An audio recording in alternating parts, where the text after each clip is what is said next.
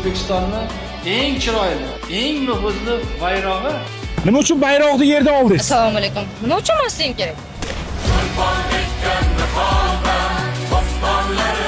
Bugun 18-noyabr bayroq kuniga mana shu bayrog'imiz tushirilgan ajoyib gulni sizga bermoqchi edik. Rahmat.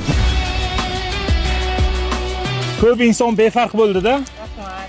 Nima uchun siz befarq bo'lmadingiz? Nega befarq bo'lishimiz kerak? Bu bayroq avvalambor davlatimizning ramzi. Undan so'ng esa xalqimizning g'ururi deb hisoblayman. O'ylaymanki, hech bir odam mana shunday davlat ramzlariga hech qachon befarq bo'lishi kerak emas. Shuning uchun yerda yotgan ekan, to'g'risi o'zim g'alati bo'lib ketdim-da, qo'limga oldim.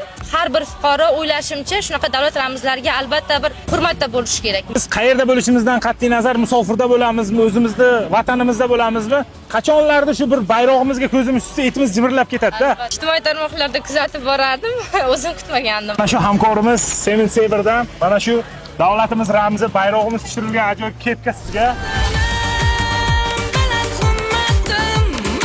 Mana shu davlatimiz bayrog'i tushirilgan ajoyib tort Aziza Bakery'dan bu sizga sovg'a, addushi, chin yurakdan. Bee'tibor bo'lmaganingiz uchun, befarq bo'lmaganingiz uchun, o'g'il bo'ladimi, qiz bo'ladimi, kim bo'lishidan qat'iy nazar yoshi katta, kichik farqi yo'q. Davlatimiz ramzi oyoq osti bo'lmasligi kerak. Chunki bayroqtik, millattik degan gap bor, o'zingiz bilasiz. O'zim ishlayman-da shu sohada, televideniyada. Davlatimiz ramziga bag'ishlangan tadbirdan kelayotgandim. Bu esa umuman kutilmagan jarayon bo'ldi. Juda ham xursandman. Rahmat sizga. Bayrog'ing boshingda hilpirar. Porlagay istiqlol mash'ali.